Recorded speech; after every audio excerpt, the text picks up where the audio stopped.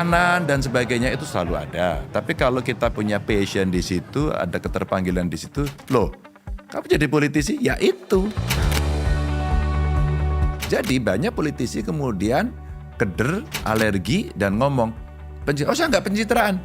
Loh kalau kamu nggak buat citramu sendiri, terus gimana dong kamu? Ketika seseorang pemimpin meminta maaf kepada publik, pada rakyat itu tahu kamu seorang gentleman. Karena kamu mengakui. Dan itu oke, daripada lu bohong terus. Bapak, seberapa Bapak pede Bapak akan menjadi Presiden Republik Indonesia ke depannya?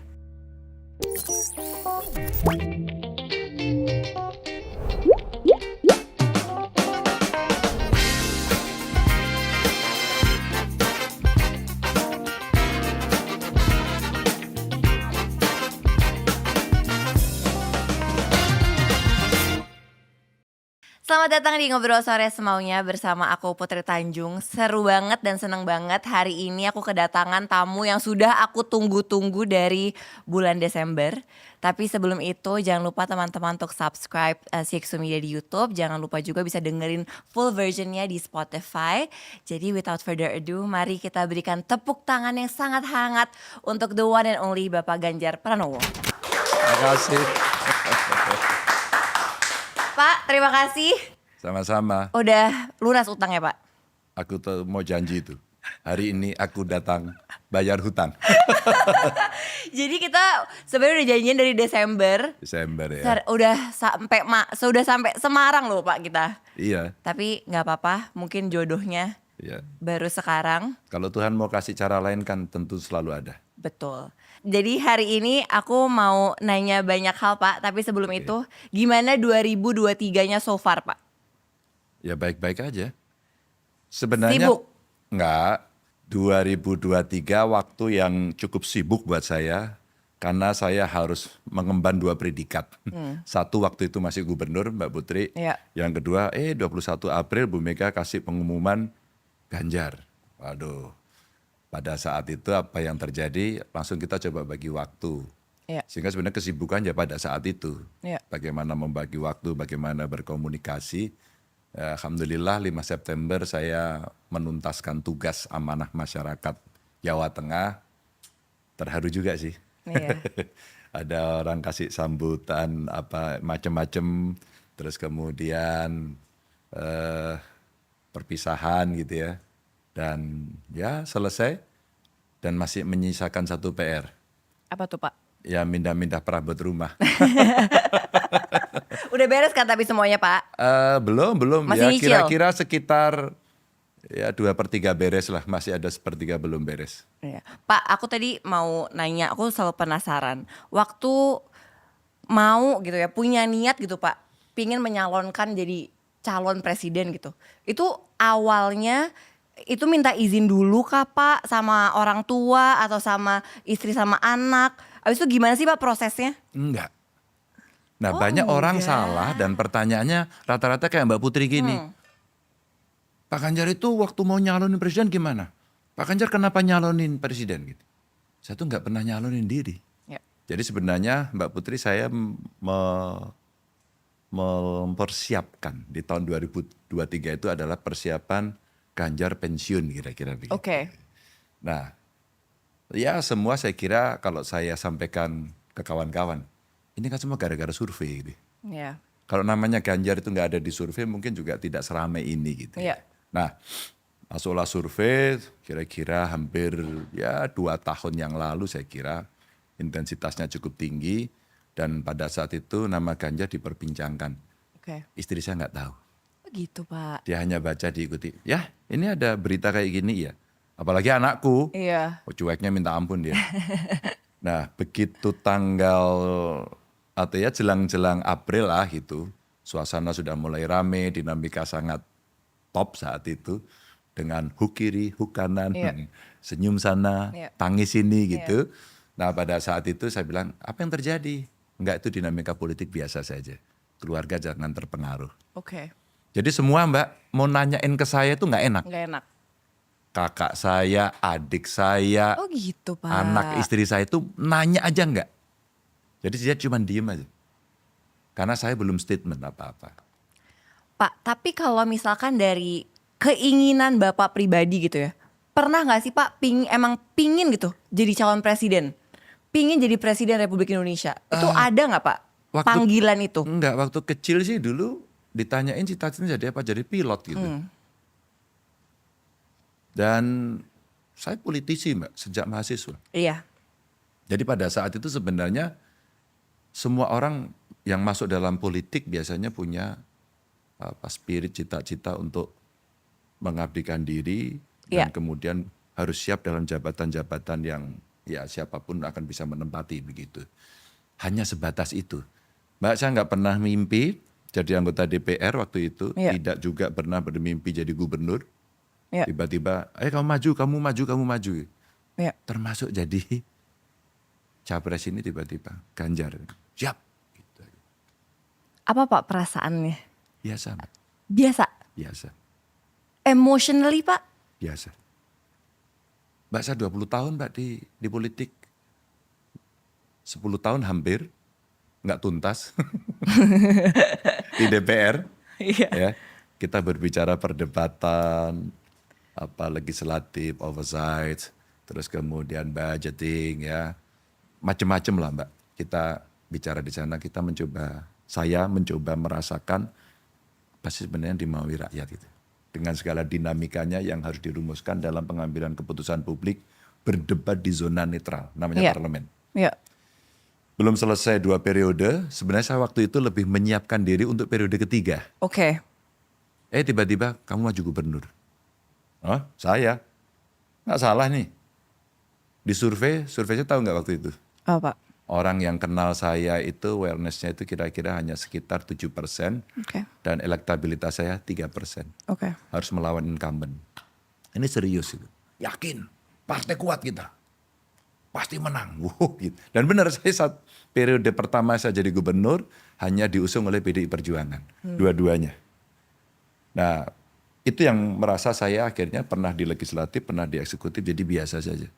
Justru yang ada dalam pikiran saya, ini amanah tidak mudah.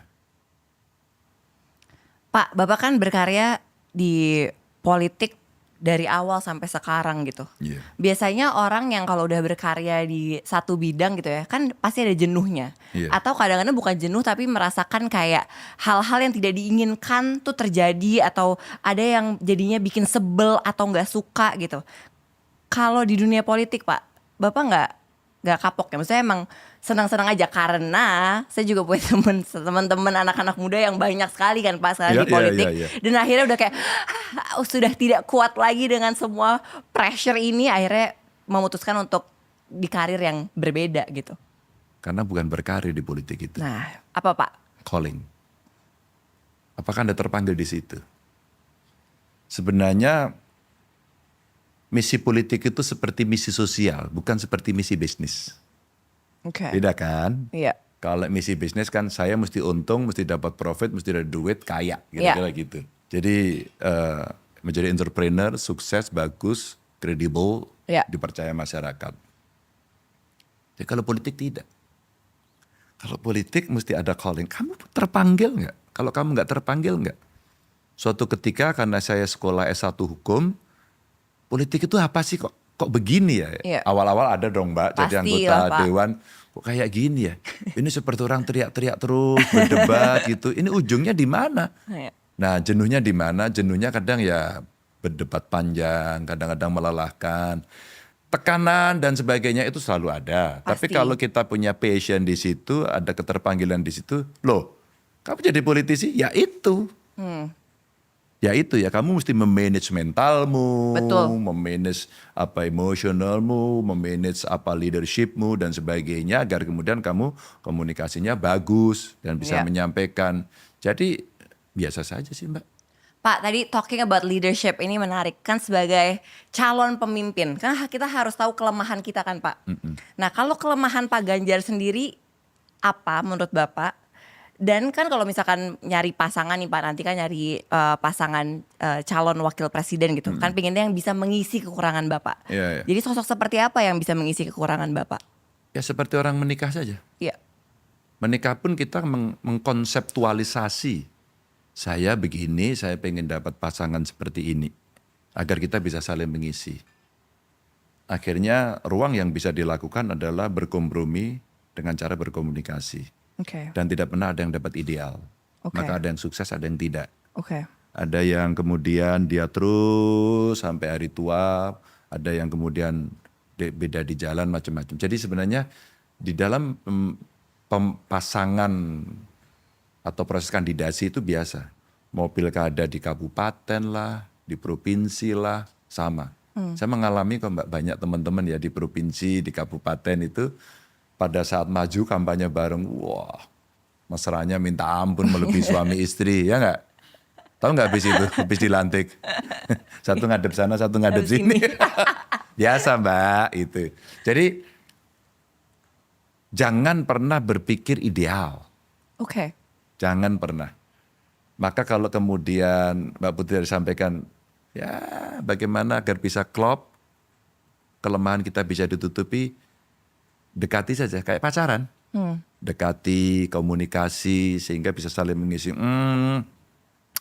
Kayaknya kalau saya nggak bisa menjangkau kelompok-kelompok sana, maka wakil saya harus representasi kelompok sana. Oke. Saya pernah punya pasangan yang menarik karena satu lebih tua dari saya, yang kemudian yang kedua lebih muda. Oke.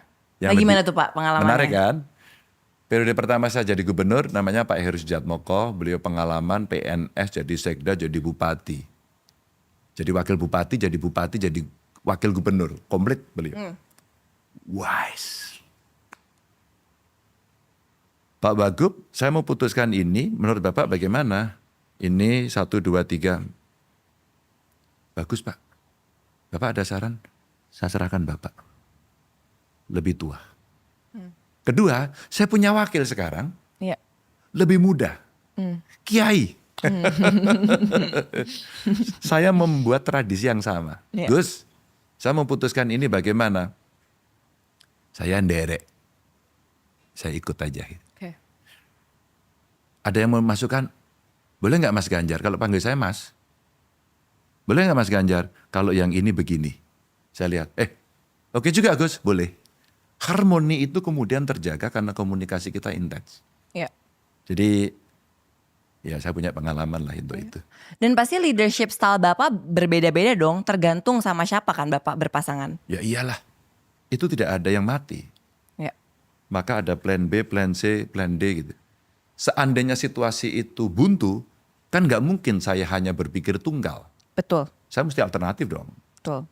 Maka tentu ya dinamika sambil berjalan. Tapi mendapatkan pasangan yang bisa satu visi, satu misi, bisa menjadi duit tunggal, itu penting.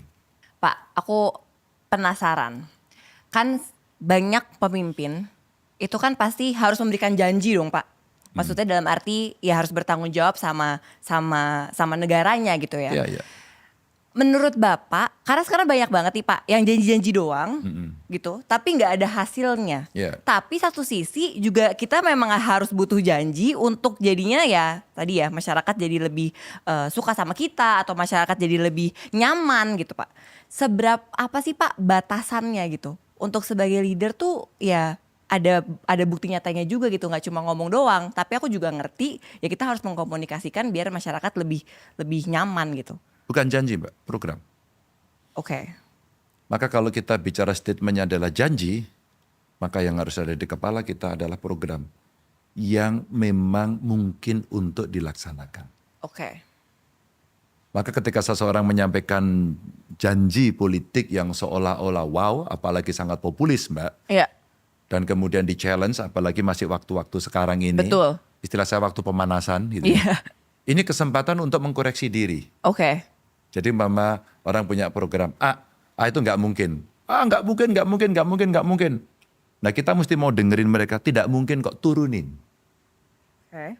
Tidak reliable itu. Iya. Turunin dong gitu. Nggak usah gengsi, wong tidak mungkin kok, kamu turunin. Yang kedua, kalau kemudian sudah bisa nurunin, maka pikirkan caranya. Tapi kalau kamu masih mau bertahan, jangan-jangan kamu memang punya cara. Oke. Karena orang biasanya pakai jalur yang konvensional, maka kamu pakai jalur alternatif yang mungkin orang tidak pernah berpikir.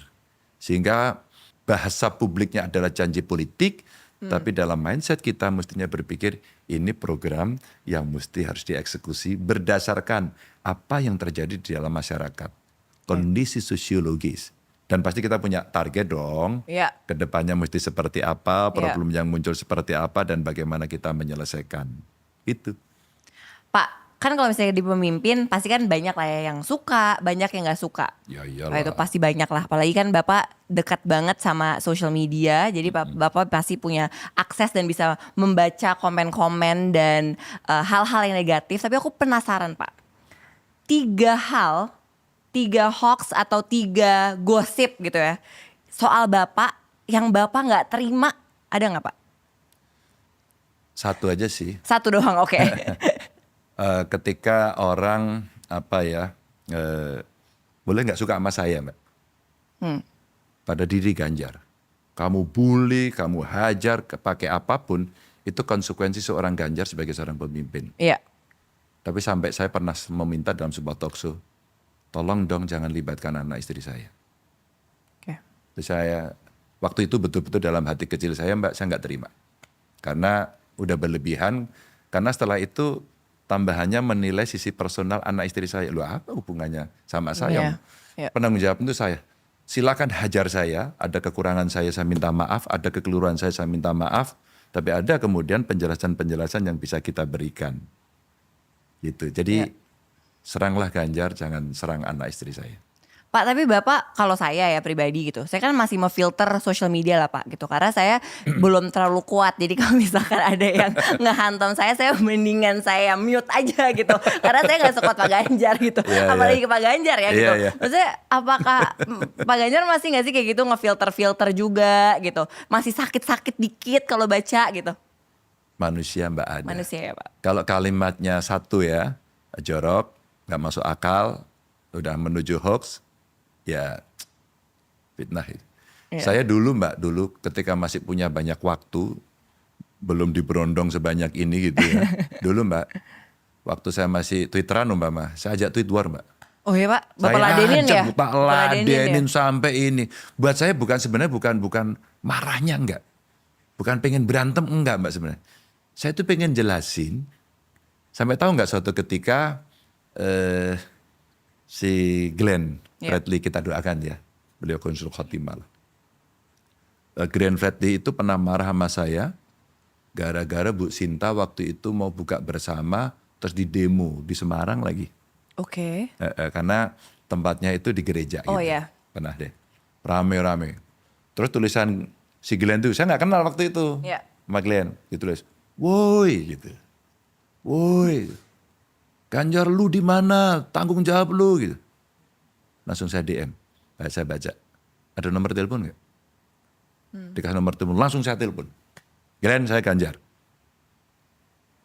Telepon kita. Maksudmu apa? Aku jelasin ya, A, B, C, D. Aku kasih tahu ya solusinya A, B, C, D. Aku kasih tahu ya keputusan ini diambil oleh siapa, bagaimana cara saya menyelesaikan. Kamu tertarik nggak untuk baca? Kalau tertarik saya kirim. Sampai surat ini. Oh gitu ya, sampai segitu? Iya. Kalau saya waktu itu dikasih tahu dari awal, mungkin saya bisa lakukan ini. Sesuatu ya. Tapi tanggung jawab sudah selesai. Itu contoh aja. Tahu nggak habis itu saya sama Glenn, waduh bagus banget. Mas gimana terus. Maka saya pengagum dia soalnya. Sampai kemudian sempat di interview juga sama dia. Ya dia meninggalkan kita gitu. Itu cerita yang dari cara berpikirnya mungkin mohon maaf negatif. Iya. Tapi kemudian saya respon, hasilnya positif. Maka tweet war waktu itu saya pakai untuk menjelaskan. Saya itu mau menjelaskan. Tapi kalau kamu seorang haters, maka tak jelasin kayak apapun. Nggak mungkin udah Pak, nggak mungkin bisa. Iya, kamu orang jatuh cinta, susah Iya, diomongin. bener. Iya. Capek sendiri, yang ada energinya habis Pak. Tapi Bapak udah gak pada tweet war lagi kan? Kenapa? Bapak udah gak pada tweet war lagi kan? Sekarang udah nggak ada waktu Mbak. Iyalah Pak, tapi Bapak masih akses sendiri social media Bapak? Masih sekali-kali. Jadi pas ada ini, teman-teman sekarang bantu ya. Dulu Iya. saya sendirian, sekarang dibantu teman-teman. Sekali-kali kita scroll gitu ya, ada. Terus sekali-kali juga saya jawab. Iya. Kadang-kadang saya jawab, waktu itu masih ada waktu ya. Umpama IG live gitu ya. Iya. Aku mau jawab nih, siapa mau ikut? Gitu. Nah itu kesempatan kita untuk ngobrol. Aku waktu itu pernah satu forum sama Bapak Iya. di YouTube. Terus kita ngomongin soal konten-konten lah gitu. Iya. Terus Bapak tuh bilang, ini aku masih inget banget, politik itu memang soal pencitraan. Bapak inget gak Bapak pernah ngomong kayak gitu Pak? Maksud Bapak tuh di situ, aku waktu itu kan nggak mungkin kan, saya bukan host ya kan Pak. Iya. Maksudnya Bapak, politik itu harus pencitraan tuh apa sih Pak sebenarnya? Ya, jadi gini Mbak, banyak orang ketika seorang politisi melakukan tindakan sesuatu pasti dilabeli pencitraan. Oke. Dia ketemu rakyat pencitraan, dia ngomong baik-baik pencitraan, dia bantu seseorang pencitraan, dia bikin program pencitraan. Maka memang ketika menjadi pemimpin, menjadi politisi atau jabatan yang memang sedikit jumlahnya, pasti akan dilihat banyak orang. Dan semua orang akan membangun citranya. Oke. Pasti. Ya dalam ilmu manajemen saya kira itu branding aja. Iya, kayak personal branding ya Pak. Iya personal branding. Iya. Jadi semua akan melakukan itu. Jadi banyak politisi kemudian keder, alergi dan ngomong, oh saya nggak pencitraan. Loh kalau kamu nggak membuat citramu sendiri, Ya gimana? terus gimana dong kamu? Iya. Sebagai politisi kamu diem aja. Sebagai anggota parlemen, parle itu bicara. Iya. Bicara aja nggak pernah. Nggak bisa dong. Sebagai eksekutif itu tugasnya melaksanakan, mengeksekusi pekerjaan. Nah kamu enggak. Dikomplain rakyat lari. Iya. Ada demo lari. Iya. Nggak bisa dong. Maka sebenarnya pasti semua akan membangun citranya. Apakah saya sedang melakukan pekerjaan dengan benar dan baik? Iya. Itu maksudnya. Iya. Bukan berarti membohongi publik kan No. sebenarnya. Karena kalau Bukan, misalkan Mbak. personal brandingnya beda sama kita banget ya capek juga Pak jalaninnya. Ya iyalah. Mbak Putri punya usaha pasti ngomong, punya aku lebih bagus. Kan sedang tidak bermaksud membohongi toh. Betul.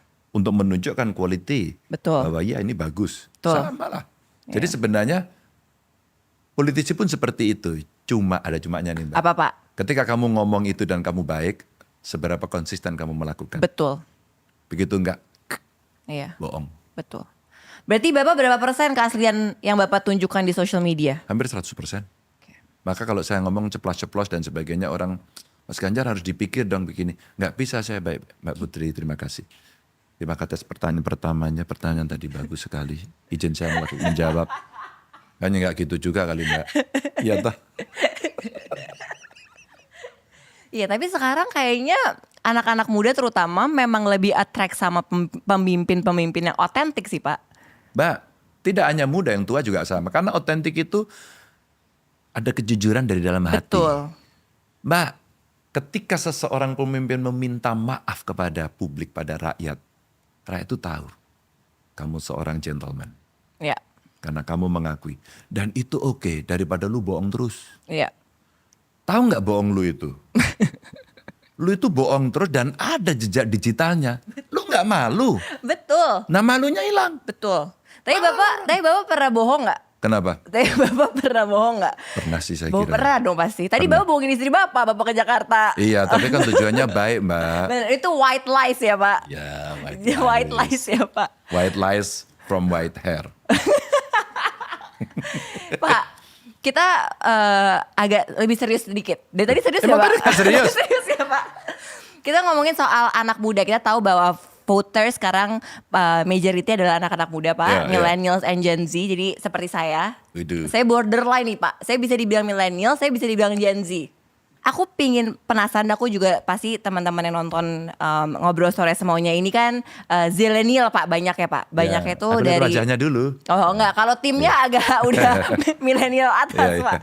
Nah, aku pengen tahu Pak, apa sih sebenarnya yang Bapak ingin perjuangkan buat kita-kita nih Pak, sebagai anak-anak muda ini ya Pak. Apa yang Bapak ingin perjuangkan dan bagaimana Bapak melihat kondisi anak muda sekarang? Partisipasi. Oke.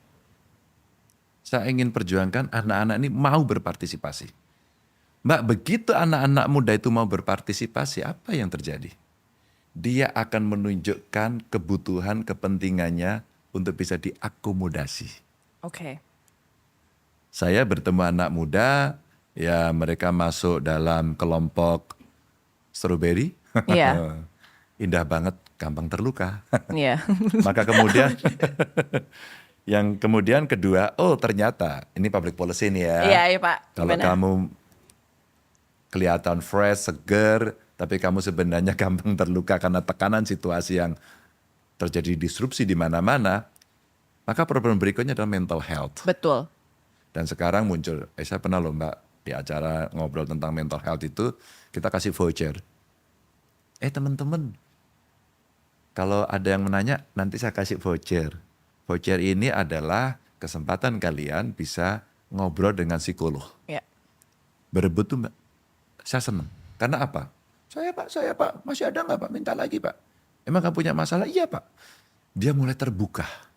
Betul. Itu jauh lebih penting daripada dia diem. Betul. Karena nanti kalau diem itu pelarian narkoba, maaf ada yang bunuh diri loh Mbak. Ya. Nah banyak sekali itu mental health. Atau barangkali dia masuk sandwich generation, dia ketakutan sama gig ekonomi. Ya. Saya tuh nggak mau jadi freelancer Pak. Saya mau jadi pegawai tetap. Ya, kamu masih ikut bapakmu itu, ikut ibumu itu. Ya. Tapi kamu tahu nggak teman-temanmu sekarang itu pengen menjadi freelancer? Ya. Work from anywhere. Dimanapun, Jadi, dari manapun. Dia itu maunya yang begitu. Jadi kamu mau nggak? Saya tergolong yang nggak. Ya udah kamu pilihannya banyak kok. Ya. Lalu bagaimana? Talenta yang luar biasa yang dimiliki anak muda inilah sebenarnya yang mesti diberikan ruang. Oke. Jadi Mbak, kita jangan kasih, apa yang mau Pak Ganjar perjuangkan? Saya itu mau ngasih ruang Oke. agar kamu berkembang.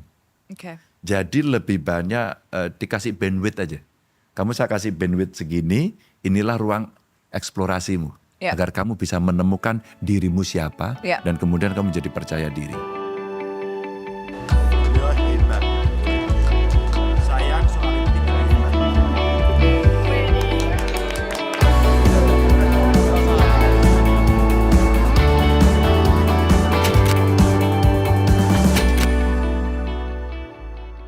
Oke. Pasti Bapak banyak belajar dari anak Bapak sendiri karena kan anak Bapak ya umur berapa sih Pak sekarang? Alam? 21. 21 ya, nggak jauh beda sama Iya. saya. 6 tahun doang. 22 kan? Iya bener Pak, Iya. masih kelihatan muda ya 22 September.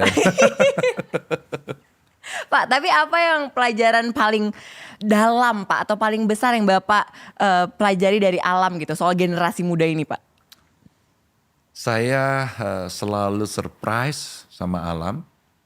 Selalu kadang-kadang ya kaget Mbak. Kok tiba-tiba anak ini ngerti ini ya? Iya. Kapan dia belajarnya? Kok dia tiba-tiba bisa ngomong soal itu ya? Siapa yang kasih tahu? Kehebatan anak sekarang adalah ketika kemudian dia menjadi seorang pembaca yang baik. Ya. Maka sejak kecil itu satu yang saya berikan pada anak saya adalah kalau kamu mintanya buku, saya tidak punya batas, Ya. unlimited. Ya. Tapi kalau yang lain akan saya batasi. Dan ternyata dia suka, dia pembaca. Pembaca buku dan pembaca situasi. Jadi kalau ada orang ini lagi ngobrol, sebenarnya dia pingin ikut, tapi dengan caranya dia dengarkan. Tiba-tiba dia lomba sendiri, berangkat sendiri. Wow. Proses yang tidak saya tahu, learning proses yang tidak saya tahu ini, ternyata tiba-tiba ada result, ada hasil yang saya lihat gitu loh. Iya. Loh. Ya, aku udah apply loh. SMP saya kira waktu itu. Mau kemana? Aku mau ke Korea. Sama siapa? Sama teman-temanku. Tahu nggak sih Mbak aku SMP ngapain waktu itu? Mandi di kali masih ya. Main sepedaan sama teman-teman gitu. Iya. Kamu apa? Aku mau lomba ya. Iya. Dia sudah bicara teamwork, Iya. dia sudah bicara leadership, Iya. dia sudah bicara sharing. Ya. Waduh Mbak, top. Nah saya akhirnya tahu karena dia bersentuhan dengan dunia digital. Tahu, betul. Yang kami tidak pernah tahu ketika tidur itu dia begini dan melihat handphone. Oh dia ada YouTube, oh dia diskusi. Kuliah dia Mbak, siang tidur. Kalau siang tidur kami udah curiga. Ini tidurnya lama banget udah curiga. Hanya ada dua. Mau nonton MU atau kemudian dia mau ada tugas sekolah. Oke. Nah dia ikut banyak kegiatan, sekarang udah kuliah itu ikut kegiatan banyak sekali. Baru kadang-kadang malam jam 2 dini hari, jam 3 dini hari saya bangun gitu, saya lihat kok ada suara keluar. Dia lagi diskusi dengan temennya. Diskusi kok dini hari? Yo, Kan di bagian Di sana sana. waktunya siang. Iya. Mbak, anak-anak itu ternyata berada pada situasi yang borderless. Betul. Dan alat kotak kecil itu ternyata membuat dia yang mengeksplorasi, mengeksploitasi sehingga membuat ayahnya terkejut gitu. Iya. Benar sih Pak, dengan semua informasi yang kita bisa dapatkan, berkomunikasi, berkolaborasi sama Ya. teman-teman di luar sana, itu jadi membuat kita jadi opportunity semakin banyak. Makanya semakin banyak sekarang anak-anak muda yang pingin banget jadi seorang entrepreneur. Ya kan Pak? Tapi kita tahu Pak, bahwa kita masih mencapai 3,4%. Ya. Sementara ya kita tahu kalau negara yang maju banget, Ya. kita membutuhkan sekitar 12 sampai 14% gitu. Pak, gimana nih menurut Bapak? Ya, Gimana caranya menciptakan ekosistem ya. yang bisa mendorong agar semangat anak-anak muda ini untuk menjadi pengusaha tuh lebih luas lagi Pak? Kasih kreatif hub. Ya. Hubnya mesti lebih banyak, mereka berkumpul. Saya, ini cerita pengalamannya Mbak. Iya. Saya sering terkejut-kejut dan ada pertanyaan model ginian loh. Ya aku nggak ngerti nih. Iya. Apa sih maunya? Ternyata anak muda punya ini. Pak, saya bisa kolaps loh Pak. Iya. Kolaps apa kolaps? Gitu. Itu agak beda banget tuh Pak. Iya Kolaps. makanya kolaps apa kolaps. Kita salah dengar kacau ini. Kolaps Pak, kita mau buat ini. Oke. Lalu apa yang kamu butuhkan? Tapi saya nggak tahu Pak. Kamu kolaps tapi nggak tahu apa-apa gimana? Ya kan mau tahu boleh dong. Bener juga ya. Mbak, pada saat itu saya berpikir kira-kira anak ini mau ngomong gini. Pak, Bapak ini pemimpin loh. Aku kebutuhannya ini tahu nggak? Kira-kira gitu bahasanya. Aku berpikir, Mbak, apa kemudian? Waktu itu aku undang Facebook. Iya. Aku undang marketplace banyak sekali ya di situ datang. Terus kemudian para trainer gitu. Iya. Mereka kumpul, Mbak. Google kumpul. Aku undang ke Jawa Tengah ngobrol. Ternyata aku itu asik banget. Nggak pernah aku rapat sama mereka. Biasanya aku pimpin selesai terusin gitu. Enggak, itu aku ikuti sampai terakhir gitu. Iya. Ini keren banget ya idenya. Iya. Maka saya merubah diri. Oke. Bagaimana saya pemerintahan ini menyesuaikan dengan situasi yang ada di luar. Iya. Apa Mbak hasil akhirnya? Saya cari kepala dinas saya yang juga sama-sama nggak ngerti. Bahasanya Mbak, kita itu orang-orang nggak punya perasaan. Nggak punya perasaan atau nggak tahu perasaan ya gitu. Tapi yang dirasakan mereka ternyata beda sama kita. Iya. Akhirnya dia undang anak mudanya paparan, telunjuk saya Mbak langsung gini. Kamu sekarang yang kerjakan. Kaget dia. Iya. Pak, saya bukan PNS Pak, nggak ada urusan. Kamu sekarang yang kerjakan. Iya. Jadilah kemudian kita membuat Creative Hub, namanya Hetero Space. Oke. Ya, dan kemudian kita buat di beberapa tempat dan berkumpullah banyak orang, dia kolaps kemana-mana dan kemudian saya baru tahu Pak Ganjar, saya kurang di banyak hal ini. Apa yang kamu lakukan? Pak, kemarin kita buat training loh Pak di sana. Iya. Dia sendiri Mbak, Iya. dia menemukan sendiri. Iya. Maka Creative Hub itu penting untuk diberikan kepada anak-anak sekarang agar dia bisa mengeksplor. Iya. Aku setuju sih Pak, karena kita kan di era sekarang nggak bisa menang sendiri kan. Betul. Kita harus menang bareng-bareng karena kita Iya. nggak bisa ngerti Yes. semua hal gitu. Pak, salah satu yang Bapak selalu omongin, selalu bilang bahwa Bapak percaya kunci dari kemajuan bangsa ini adalah SDM yang unggul. Ya. Which aku 100% setuju. 200 dong. Ya boleh ya 200 aku kasih lah. 150 lah Pak. Ya. 150. Nah karena aku tahu Pak ya gitu. Kita tahu bahwa sekarang persaingan semakin ketat. Betul. Kita butuh manusia-manusia yang pastinya punya competitive advantage Ya. gitu. Pak, tapi aku penasaran gitu. Kita kan nih negara kita nih besar sekali Pak gitu ya. Akses belum merata, kesempatan belum merata. Kita juga tahu bahwa sekarang SDM kita juga banyak yang bekerja tamatannya tamatan SD gitu. Ya. Nah, gimana Pak caranya mewujudkan SDM yang unggul dengan cara yang cepat dan efektif? Aku senang banget pertanyaan terakhir tadi. Cepat. Iya, cepat dan efektif Pak. Gimana caranya? Crash program. Oke. Apa yang di crash program? Satu, yang anak-anak usia sekolah itu wajib. Karena pas saya giniin, aku pernah dorong Mbak anak-anak nggak sekolah dia, kita suruh sekolah orang tuanya nggak setuju. Kenapa sih Pak? Gak usah sekolah ngapain? Kamu perempuan juga nanti di rumah. Mana ya orang tuanya? Dia tidak punya perspektif gender yang baik. Ya. Mbak, tapi dia nggak salah loh Mbak. Iya. Karena pendidikan. Betul. Saya kadang-kadang saya merasa bersalah. Sebagai pemimpin, sebagai pemerintah. Yang gitu tuh ada, mungkin banyak dan kita cuek. Nggak boleh dong. Maka harus ada driving force. Kekuatan untuk bisa kita masukkan Mbak. Maka maaf ya, paksa. Oke. Tahu nggak Mbak saya cara paksa ketika saya ketemu anak itu? Gimana Pak? Kamu suruh apa sih sama orang tua? Saya suruh bantu kerja Pak. Tapi kamu pengen sekolah? Ya pengen lah Pak. Terus gimana? Ya, gimana lagi Pak? Nggak bisa. Oke, kamu hormati orang tuamu. Kamu sekolah di rumah, saya kasih laptop. Kemudian saya membuat sekolah virtual Mbak. Oke. Sekolah jangan kaku-kaku dong. Bisa kok, distance learning dari mana-mana bisa kan Mbak? Iya. Nah, ketika kemudian ini kita lakukan, akhirnya kepala dinasnya saya minta coba kamu eksplor lagi agar si anak-anak yang seperti ini nasibnya bisa mendapatkan akses. 2, kenapa saya membuat SMK Jateng Iya. yang kemarin Detik kasih award Award. ke saya. Sebenarnya itu nggak gede, kalau dibilang sukses secara masif juga belum, rintisannya sudah bertambah. Tapi jujur Mbak, waktu itu Detik membaca jeli sekali. Karena itu sebenarnya saya rasakan. Bahwa ini belum gede, rintisan udah berjalan, tapi ini kena banget. Iya. Miskin, gak bisa sekolah, dan rata-rata Mbak kalau kita interview mereka, Iya. seandainya kamu tidak mendapatkan sekolah ini apa yang terjadi? Ya saya jadi kuli Pak, apa boleh buat Pak? Dan sekarang apa yang terjadi? Saya merubah nasib keluarga saya. Iya. Wow, pendidikan, Iya. crash program. Iya. Negara harus mengeluarkan sesuatu, Betul. membuat kebijakan. Betul. Maka saya membayangkan kalau di Indonesia, satu di remote area ini mesti dibantu. Ya kalau nggak bisa formal, konvensional, ya virtual lah. Iya. Bisa kok. Sehingga maksud saya gini, kita keluarkan seluruh daya upaya dengan kemajuan perkembangan zaman dan teknologi. Jangan kaku. Iya.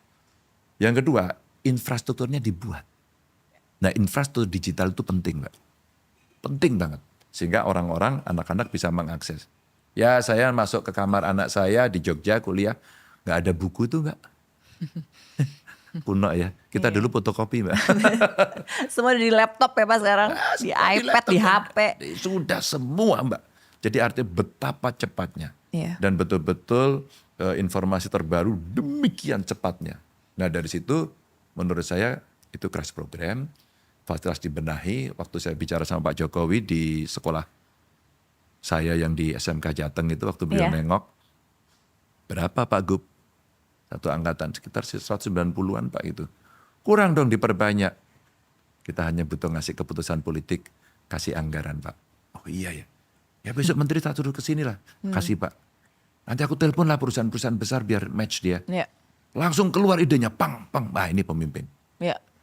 Terus saya langsung, Pak, boleh nggak minta dana dari LPDP? Itu kan duit gede banget, kurang lebih kira-kira mungkin sekarang udah 200 triliunan ya. Yang digunakan berhubungannya. Terbayangkan nggak Pak kalau itu kita pakai untuk pendidikan subsidi mereka yang miskin dengan jenis sekolah ini. Ini afirmasi Pak. 2, perguruan tinggi kita cepetin. Gimana caranya agar kawan-kawan para dosen yang hebat-hebat ini lebih hebat sehingga bisa masuk ke jurnal internasional. Iya.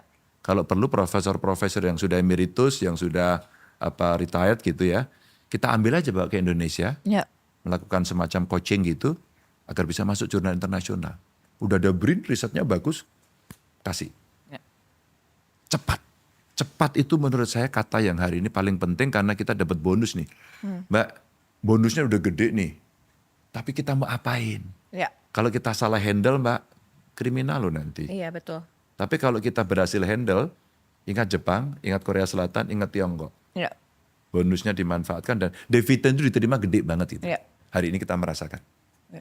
Pak, kan pendidikan tuh datang bukan cuma dari sekolah kan. Ya. Pendidikan tuh pasti datang dari rumah. Ya. Tadi Bapak juga bilang dan ini tadi cerita Bapak sangat menarik gitu. Berarti kan sebenarnya perspektif orang tuanya itu kan juga penting Pak. Ya, Untuk dirubah gitu. ya.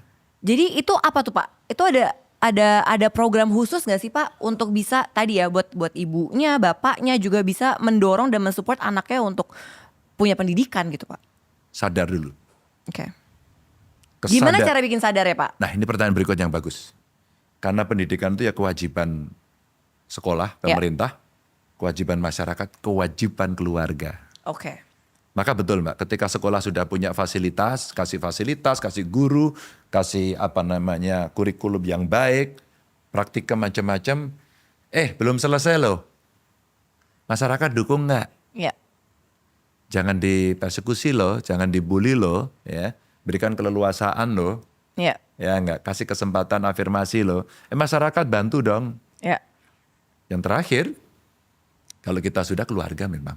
Bagaimana caranya? Nah ini Mbak, sebenarnya guru-guru konseling ya, BK ya namanya ya, itu betapa pentingnya.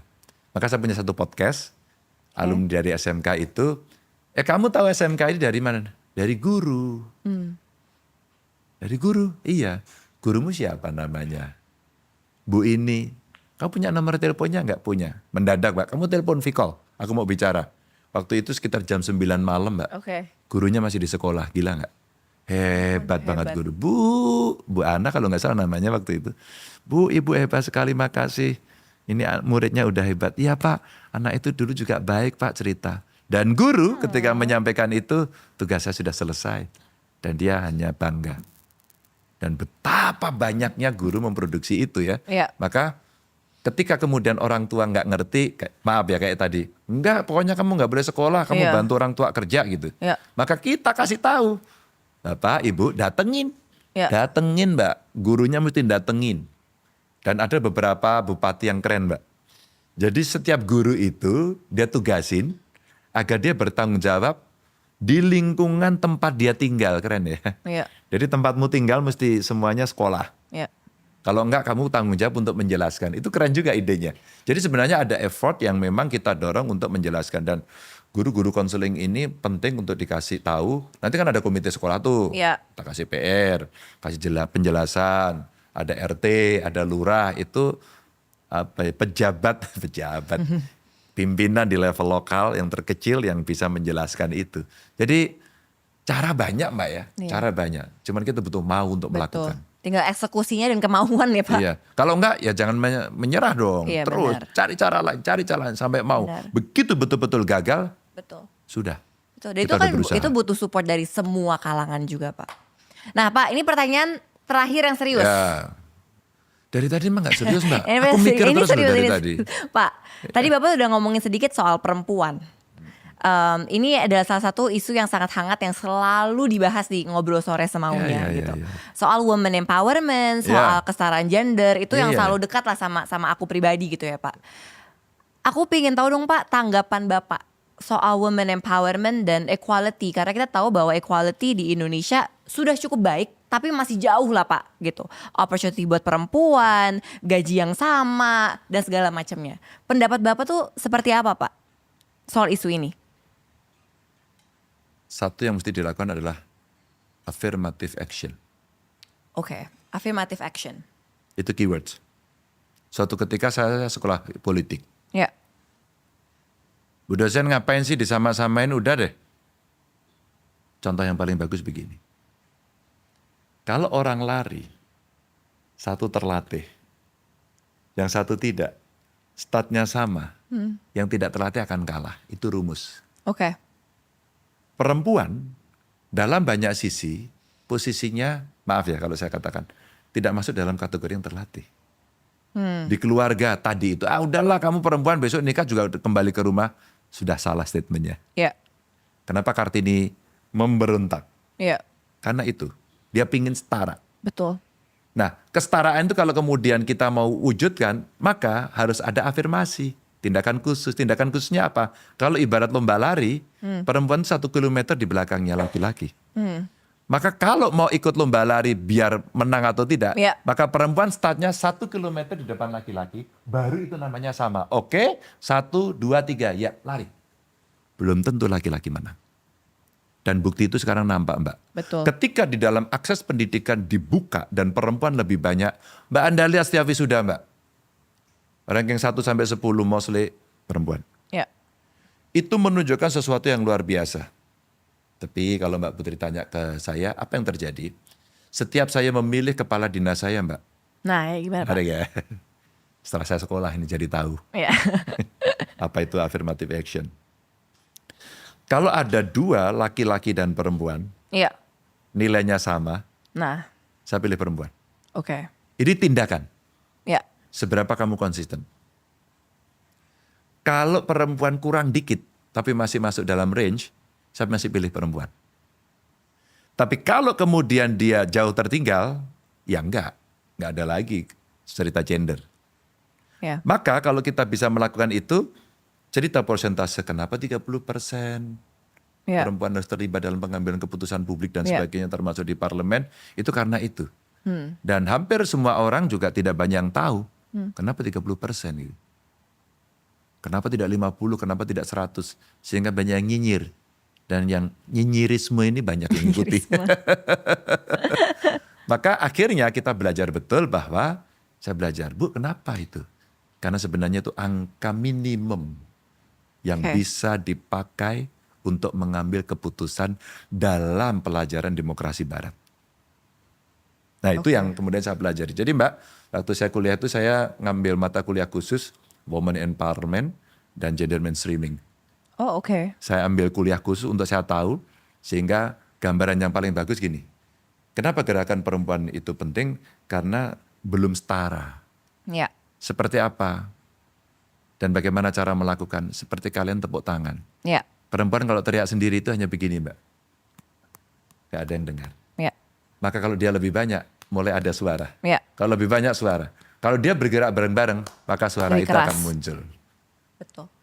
Oke Pak, berarti nanti kita bisa melihat lebih banyak perempuan di tim Bapak nanti ya, tim Bapak kelak ya. Saya itu senang sekali karena sebenarnya kalau itu lebih banyak saya menunggu. Dan hai perempuan-perempuan, juga termasuk perempuan muda, mau bantu saya terbuka untuk Anda. Iya Pak, karena again sebenarnya perempuan tuh yang dibutuhkan tuh adalah opportunity sih Pak, yang lebih banyak gitu. Ya, ya. Dan kita juga selalu di podcast ini mendorong perempuan yang punya platform untuk lebih terbuka dan juga membantu teman-teman yang tidak punya privilege sebanyak kita gitu. Saya suka banget itu. Jadi ya dong Pak, karena kan Iya. kita nih berdua di sini adalah orang-orang privilege kan Pak, Ya. yang bisa melakukan sesuatu gitu untuk berdampak lebih lagi gitu. Yes. Jadi senang sekali kalau Pak Ganjar mau mendukung lebih banyak perempuan untuk bisa masuk ke dunia apapun dan industri apapun yang mereka inginkan. Oke Pak, pertanyaan terakhir, nggak terakhir, Tadi dua udah terakhir. terakhir tadi. Kan tadi yang serius, ini nggak serius. Oke. Bapak, seberapa Bapak pede Bapak akan menjadi Presiden Republik Indonesia ke depannya? Kalau sekarang Pak, di kondisi sekarang nih Pak ya. Bismillah. Bismillah ya Pak. Gak ada yang lebih dari itu. Itulah kepedean yang paling bagus. Betul. Wise sekali ya. Pak, kita tutup podcast ini dengan main game. Oke. Gamenya adalah jawab semaunya. Oke. Jadi saya akan memberikan Bapak pertanyaan. Bapak gak perlu banyak mikir, Bapak langsung jawab. Siap? Iya. Oke. Aku udah siap dari kemarin. Iya benar juga. Dari Desember udah siap. Waduh, saya lebih siap dari Bapak. Ketika bangun pagi, hal yang langsung saya pikirkan adalah Olahraga. sarapan saya setiap hari adalah, Wah ini mie ayam kali. wah enak sih. Iya, aku suka. Oke. Kopi atau teh? Teh, Olahraga yang paling saya gemari. lari. Lari Pak. Bapak sering maraton juga ya? Maraton belum sih, istri Oh, yang belum, maraton. istri. Aku Oh, iya? half. Aku half. Oh Bapak half. Istriku maratoner. Hebat juga. Oke. Orang gak banyak yang tahu kalau saya itu orangnya. Pemalu. Emang iya? Kok saya ketawa sih? Oke. Social media yang sering saya buka adalah, Instagram. oke, saya paling bete menghadapi pemimpin seperti, Mbak Putri. kenapa Pak? Cerewet. Bagus dong Pak. Oh iya Bagus nggak usah dong. tersinggung juga lagi. Bagus. Kan suka-suka. Bener. Iya. Oke, saya paling tadi udah ya. Saya ulangi lagi nih Pak, biar Bapak gak jawab saya. Kalau capek, mood booster saya Ketemu keluarga sih. ketemu keluarga ya. Tapi kalau hal-hal kecil apa Pak? Eh, Tidur siang kah? Power nap? ketemu temen. Ketemu temen ya? Ketawa-ketawa. Sosialita banget ya. Gitu ya Pak. Iya. Bapak kalau teman Bapak banyak gak? Banyak banget. Oh banyak banget. Iyalah. Sahabat dikit? Banyak. Oh, sahabat banyak. Teman sama sahabat tuh hampir so-so lah gitu. Katanya semakin tua circle-nya semakin kecil. Kayaknya teorinya salah itu. Teorinya salah ya? Iya. Bapak saya temannya dikit. Enggak, temenan sama saya kan lu tahu. Oh iya, bapak saya temannya banyak tapi sahabatnya tuh hitungan jari, Pak. Ya enggak mungkin yang dipercaya, Iya. yang ini. Kalau itu ya pasti dikit. Ya. Iya. Ya udah, oke. Love language saya adalah apa? Bapak love language, Bapak tahu love language nggak? Iya. Apa ya? Ada word of affirmation, Nggak. ada act Nggak, of nggak. service. Pokoknya semangat. Itu love language Bapak. Oke. Menurut saya kebahagiaan adalah Ketemu keluarga, menemukan jalan pulang dan berkumpul. Wish, luar biasa. Bapak, kan podcast ini, tayangan ini akan selalu ada di YouTube selama-lamanya. Ya kan? Jadi Bapak nanti misalkan 5 tahun lagi nggak ngapa-ngapain, iseng nonton episode kita lagi. Apa yang Bapak sekarang ingin sampaikan ke Pak Ganjar di 5 tahun mendatang yang sedang nonton? Mudah-mudahan 5 tahun lagi podcast lagi. Ya udah 5 tahun lagi kita undang Bapak ya Pak. Kita nggak tahu nanti sudah menjadi apa kan Pak? 5 tahun lagi. Jadi kita akan mengundang Bapak lagi 5 tahun lagi. Pak Ganjar, terima kasih banyak Sama-sama. sudah mau ngobrol-ngobrol. Makasih. Ini sudah kita tunggu-tunggu dari Desember. Desember. Dan terima kasih untuk teman-teman yang sudah menonton Ngobrol Sore Semaunya dan terus nonton Ngobrol Sore Semaunya.